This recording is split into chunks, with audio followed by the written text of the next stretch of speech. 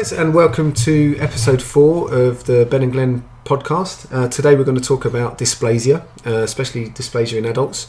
So do you want to start off with that, Ben? Yeah, so generally, dysplasia is a condition which can happen, when you're born. So sort of it's picked up within the first 1 or 2 years, which is generally tends to be more in females. About 80 to 90% are all females. So what we're going to describe today is the adult version, which normally they might come to you in a clinic, usually after 20. And again, it's more females. So a lot of times when we get referral from other therapists, it's usually most therapists are aware of hip impingement. Yeah. So people think, if it's not OA, it is hip impingement. But it's important as therapists and for even a patient to remember that not all hip pain is because of arthritis or hip impingement. There are other conditions as well. Yeah. So if we talk about dysplasia, so just like the shoulder, we've got Bob here. As you can see, hip is a ball and socket. So normally, unlike the shoulder, you've got a good coverage. So you got a nice deep, socket, and the head can move around freely. When you get a shallow socket where the coverage is less, so you could say it's like the opposite of a pincer impingement. Okay. So you got like a shallow socket, so that increases the pressure on the sides of the hip. And normally you see this sort of people when the surgeons go in, they'll find a very thickened labrum. Okay. Because the labrum takes over on that as well. So shallow socket, and again, if you look at the studies, around 5 to 6% of the population will have some form of dysplasia. So that sort of is a common variation.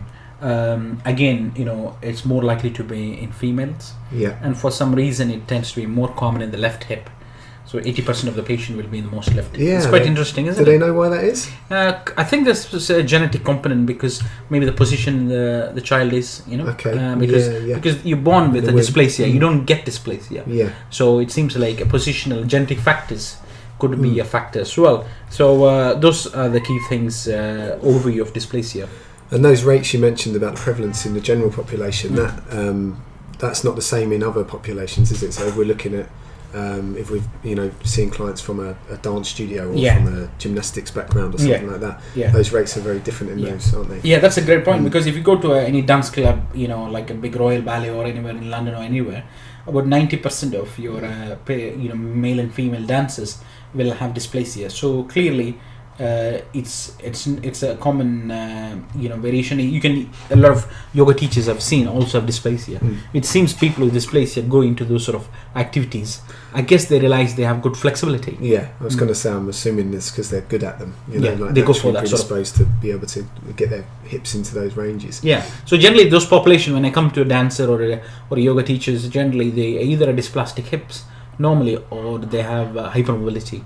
So they have excessive mobility, which is again a normal variation. Okay. Which in most people, if they have got the muscle control and strength, they should be okay on that. So that's an overview to remember. Is you got another condition which can also mimic like the presentation of hip impingement. So I think it'd be useful to discuss about the presentation. So the presentation is very similar. So again, groin pain, activity related, like standing for long periods, walking, running. Big key difference is with hip impingement, as we know, it's mainly sitting. Okay. Whereas in dysplasia, is more standing and running, and so the typical presentation would be somebody young female, 22-year-old who's always done 5Ks. Now they're going into a half marathon. Okay. Yeah. They're upping their, load, and they feel a bit of niggly pain. And generally, they're diagnosed as tight hip flexors or something like that, but it's not going away. I'm assuming as well their range will normally be very good. Yeah. So generally, you find with hip impingement that it's quite restricted with internal rotation, but dysplastic hips generally have very good movements. Yeah. So the key thing here is excessive flexibility. Yeah. Females, a lot of motion there, and more with walking and impact-based training will generally cause that bit of symptoms. So clinically, I find it's very difficult to make a difference between dysplastic hip and mild impingement. So that's where I think an X-ray is useful. Sure. So generally, if you think I think it's fair enough if you had hip pain for more than 6 weeks or 2 months or so.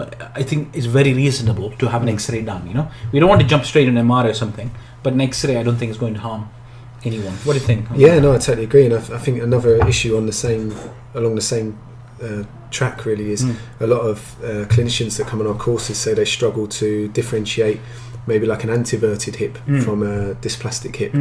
So for those of you that are unfamiliar with that, if I have an antiverted hip, then my hip joint's going to be orientated more anteriorly, as the name suggests, and often that will coexist with increased internal rotation. Yeah, I suppose the difference between a dysplastic hip and an antiverted hip would be that they would have also excessive external rotation both ways. Yeah. So that's a great point. So they'll have both excessive movement in both the options. So they might have, for example, somebody could have an internal rotation of 60 degrees and external rotation of 80 degrees.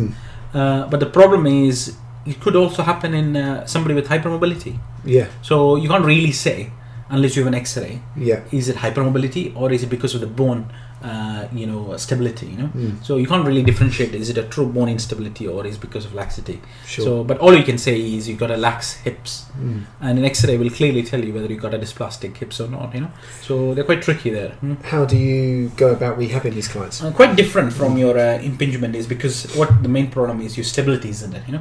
So there might not be much role for your hands-on treatment like manual therapy and things like that. We make a big emphasis on your strengthening in a close chain sort of things, like more like a Pilates base. Generally encourage them to do more of the reformer type of training, and also some of the stuff which we go on our courses. So we got like a specific routine which we go through on strengthening. Again, like most cases, we're talking here about 3 to 5 months of making the changes. One of the key things is education on reducing your high impact loading. So, if you're going to pound yourself with a lot of running and then rehab, it's unlikely to improve because the hip is already working hard to really stabilize without that sort of support. And if you keep on doing like excessive, as you said before, like 6 days of running, improving mileage, then I don't think you will really get much of improvement. So I think it's sort of a collaborative approach between the therapist and the patient. They have to make some modification. And some cases, you mentioned before on the labral talk, a lot of patients do have coexisting labral tears. But if you see them at a late stage where they have excessive labral tears, then you might not be able to help them much. So in that case, you might send them for a surgical opinion, which is a totally different surgery called periacetabular osteotomy, where they sort of reshape it and get more extra bone coverage. So it's quite an extensive surgery and it can take up to 1 year. And if you look at the literature, it generally works well if you are below the age of 30. So it's not for somebody who is not having that sort of time to invest in the rehabilitation. So it's a bit more elaborative surgery, and a lot of surgeons will give you a lot of counseling before they make you into this exhaustive thing. So just to bear in mind, this is again other conditions, because I see a lot of therapists jump into hip impingement. But this hip is complex. You got more conditions than just osteoarthritis or impingement. But as a clinician, an X-ray is always a useful tool to make that. It's often underrated, isn't it? People want to jump to the MRI. Whereas certainly the hip consultants that I deal with can almost predict what's going to come on the MRI from the X-ray. And the key thing, what you don't want to be doing with this patient is too much of stretching and hands-on, where you're trying to do the psoas release and things like that, because the problem is not stiffness, it's more a lack of stability. So we see this, you must have seen this, quite of people come to you, they've been shown they've got tight hip flexors for 4 years and they've been prodded and pushed and poked, and all they need is good education and graded rehabilitation. And so those sort of second opinion is something which we see in our clinic quite often, isn't it? I think a lot of the time you'll see these clients will, and we touched upon this in the labral tear podcast, didn't we? They'll hold end range positions a lot of the time, so they'll often rest with their foot up on the table and leaning into habits. These kind of habitual postures that they take on board, because they are quite flexible and they do these kind of activities that involve end range movements, but it's kind of educating them on the dangers, the pitfalls of that with a dysplastic hip, because in those positions you are going to put more stress and force on your labrum, right? So which is a key protector of the which as we know is not really designed to take excessive amounts of load. It's not like the meniscus of the knee, which sort of is designed for that weight bearing. So labrum, for the viewers, could you tell what's the function of the labrum, because you sort of talk about that a lot on our courses? Yeah, so the labrum, I mean, for one, it deepens the socket. Yeah, so it comes around here. I always describe it like a ring of calamari. It would come around the socket here and deepen it, which provides more stability. It will provide a seal as well around the joint, which will keep the synovial fluid within, and it helps to spread the load and spread the force, but it doesn't really take load. So a normal hip, as you said, takes only 1 to 2%, but as a dysplastic hip, it needs to take at least 10% more. So that puts a lot of load. So generally in a dysplastic hip, the load on the labrum is massive.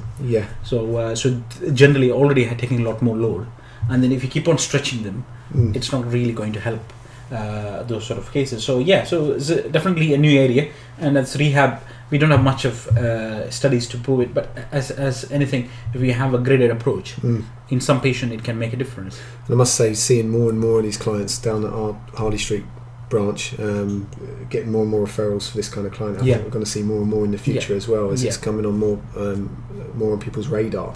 And awareness, I think even in a lot of general practice and people miss it, isn't it? There's something to remember, is people they come to me and they say like they have a normal X-ray or a normal MRI, but depends on who sees that, isn't it? So if you're a generalist, you might say, okay, there's no arthritis, there's no fractures, so it's a normal X-ray. So I think it's, as a therapist, obviously we're not trying to be radiologists, but having a general view. So I always have a look and just see, have they got arthritis. The first thing I look at is, have they got arthritis, or have they got dysplasia, because that's quite pretty obvious.